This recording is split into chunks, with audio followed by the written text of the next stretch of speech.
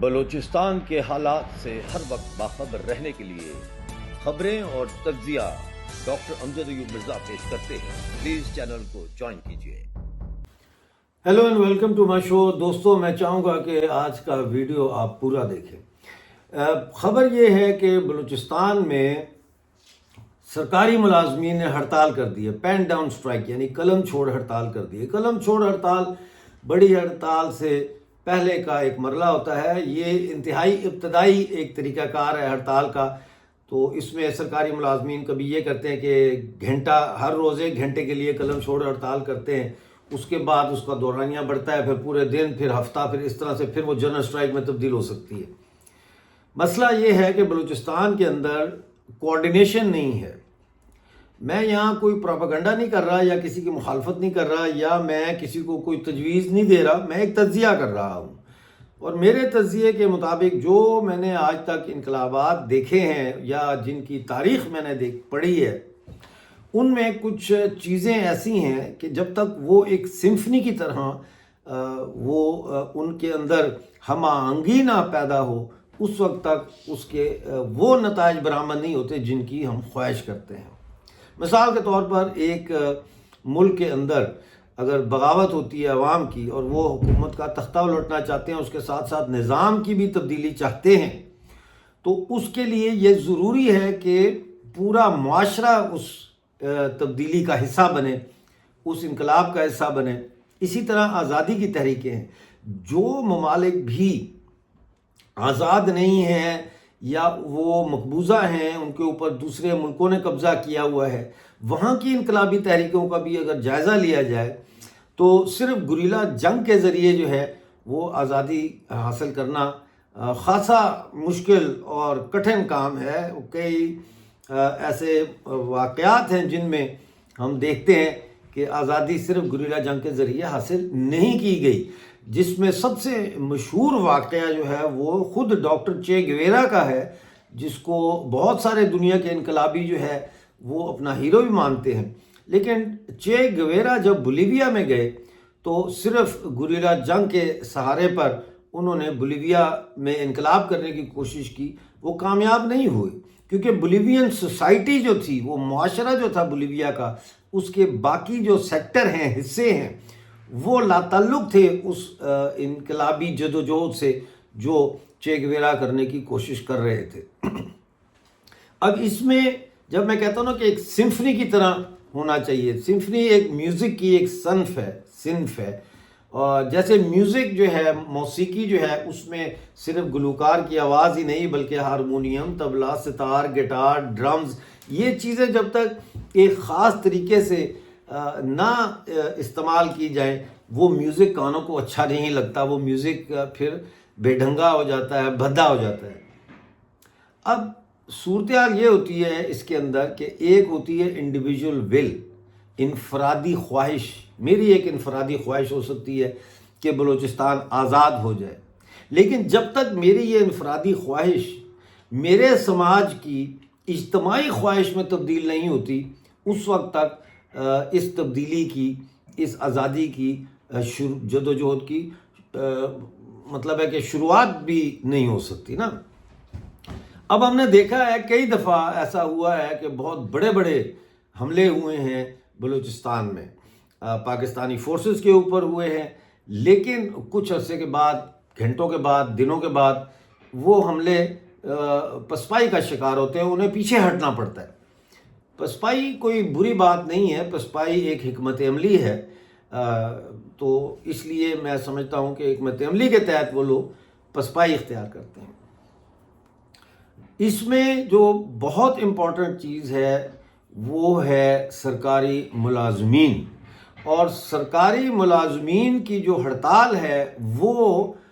جو نوآبادیاتی ریاست ہوتی ہے، یعنی جو قابض ریاست ہوتی ہے، اس کی ساری انتظامی مشینری کا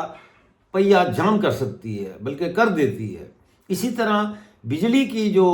گریڈ سٹیشنز ہوتے ہیں جہاں سے بجلی سپلائی کی جاتی ہے،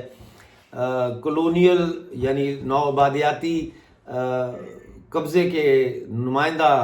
عمارتوں اور اداروں کو وہ بجلی بند ہونا بھی ایک انتہائی ضروری عمل ہوتا ہے اس کا۔ اس کے ساتھ ساتھ ریلوے ملازمین جو زیادہ تر سپاہیوں کی اور ٹروپس اور ایمونیشن اور ٹینک وغیرہ اور ان چیزوں کی سپلائی کے لیے ٹرانسپورٹ کے طور پر ریلوے استعمال ہوتی ہے، اس کے یونین اور اس کے ملازمین جو ہے ان کا بھی اکٹھا ہونا اور ایک اجتماعی جو ہے وہ تحریک کا حصہ بننا بڑا ضروری ہے۔ بلوچستان میں پچھلے سال 27 مارچ کو بہت بڑا اٹیک ہوا تھا، جس میں کہ ہم نے دیکھا کہ بہت ساری چیزیں ہمارے سامنے آئیں، لیکن ایک بلوچستان کی اگر میں اسٹڈی کروں تو ایک آزادی کا بہت بڑا موقع تھا جو اس وقت ہاتھ سے نکل گیا، اور اس کے نکلنے کی وجہ یہ ہے کہ جو شہری طبقہ ہے وہ کوآرڈینیٹ نہیں کر رہا، آپس میں ہم آہنگ نہیں تھا اس تحریک کے ساتھ۔ اسٹوڈنٹس کی آرگنائزیشنز کو آن بورڈ شاید نہیں لیا گیا، گورنمنٹ سرونٹس کی یونین کو آن بورڈ نہیں لیا گیا، اسی طرح ریلوے کی یونین کو یا ریلوے کے مزدوروں کو آن بورڈ نہیں لیا گیا، انجن ڈرائیورز کی یونین یا ان کی کوئی تنظیم ہے تو اس کو آن بورڈ نہیں لیا گیا، ڈاکٹرز کی تنظیموں کو آن بورڈ نہیں لیا گیا، نرسوں کی تنظیموں کو آن بورڈ نہیں لیا گیا، اور اس کے ساتھ ساتھ جو کان کنی ہو رہی ہے، وہاں مائننگ ہو رہی ہے، ان کے جو مزدور ہیں ان کو بھی شاید آن بورڈ نہیں لیا گیا۔ اور جب تک یہ تمام تنظیمیں ایک سمت میں آگے نہیں بڑھتی اور اقتصادی مطالبات کے ساتھ اپنی آزادی کے مطالبے کو نہیں لنک کرتی، اس کو جوڑتی، منسلک کرتی، اس وقت تک انفرادی خواہش کا عالمگیریت حاصل کرنا اور اجتماعی خواہش میں تبدیل ہونا جو ہے وہ ممکن نہیں ہو سکتا۔ اور جب میں یہ کہتا ہوں کہ ایک انقلاب یا ایک جنگ آزادی اس وقت تک کامیاب نہیں ہو سکتی جب تک اس میں سماج کے تمام طبقات شامل نہ ہوں، تو اس سے میری مراد صرف وہ طبقات یا وہ سماج کے لوگ نہیں ہیں جو جن پہ قبضہ ہوا ہے، بلکہ وہ بھی ہیں جنہوں نے قبضہ کیا ہے، یعنی سب ایک جنگی کیفیت میں داخل ہو جاتے ہیں اور اپنے سروائیول کے لیے، اپنے وجود کے لیے وہ لڑ رہے ہوتے ہیں۔ ایک طرف قابض لڑ رہا ہوتا ہے اپنے قبضے کو قائم رکھنے کے لیے، اور دوسری طرف مقبوضین ہوتے ہیں، یعنی جن پہ قبضہ کیا گیا ہے، وہ اس قبضے سے خود کو چھڑانے کے لیے اپنا تن من دھن لگا دیتے ہیں۔ بلوچستان میں ابھی ہم جو کچھ دیکھ رہے ہیں اس میں نظر یہی آتا ہے کہ جو عسکری تنظیمیں ہیں بلوچستان کی، ان میں اور جو سیاسی تنظیمیں ہیں ان میں جو ہے وہ کوآرڈینیشن تو دور کی بات ہے، ان میں پروگرام کے اوپر بھی شاید ہمیں اس طرح کا اتفاق رائے نظر نہیں آ رہا جس کی ہم توقع کرنا چاہتے ہیں یا توقع کرتے ہیں۔ اس میں جو انسانی حقوق کی تنظیمیں ہیں ان کے لیڈران جیلوں میں بند ہیں، لاپتہ ہیں، مسخ شدہ لاشوں کی شکل میں ان کی باڈیز ملتی ہیں، لیکن اس کے باوجود ابھی تک آزادی کی جو سمت ہے اس سمت کی طرف تمام بلوچستان کی جو سوسائٹی ہے،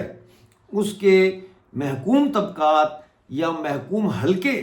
ابھی تک اس سمت میں نہیں دیکھ رہے۔ یہی وجہ ہے کہ ہم دیکھتے ہیں کہ علیحدہ علیحدہ کر کے ان کو مارا جا رہا ہے۔ مثلا BYC کی قیادت کو جیلوں میں بند کیا ہے، لیکن BYC کی قیادت کے جیلوں میں بند ہونے پر کوئی ہڑتال ہم نے نہیں دیکھا کہ بلوچستان میں ہوئی ہو۔ اسی طرح سے آج جب سرکاری ملازمین جو ہے وہ اپنے مطالبات کے لیے ہڑتال کر رہے ہیں تو BYC کی طرف سے ہم کوئی ان کے لیے سپورٹ نہیں دیکھ رہے، یا کسی بھی اور ہیومن رائٹ آرگنائزیشن کی طرف سے ان کے لیے ایسی سپورٹ نہیں ہے کہ BYC جو ہے وہ سڑکوں پہ نکل آئے۔ جب میں یہ بات کرتا ہوں تو اکثر بلوچ دوست میرے مجھے کہتے ہیں کہ ڈاکٹر صاحب بلوچستان میں اگر لوگ نکلیں گے کوئٹہ میں تو یہ تو بمباری کر کے سب کو مار دیں گے۔ اس سوال کا میرے پاس جواب نہیں ہے کہ وہ مار دیں گے یا نہیں مار دیں گے، لیکن اس سے پہلے کے جو مراحل ہیں جن میں سب سے امپورٹنٹ سمت کا درست ہونا ہے، ایک سمت میں آگے بڑھنا ہے، سب سے پہلے تو بلوچستان میں اس کو حاصل کرنا بہت ضروری ہے۔ بہت شکریہ آج کا پروگرام دیکھنے کا، کمنٹ میں ضرور بتائیے کہ آپ کو آج کی گفتگو کیسی لگی. ملتے ہیں اگلے پروگرام میں. اس وقت تک کے لیے مجھے اجازت دیجیے اور اپنا بہت سارا خیال رکھیے.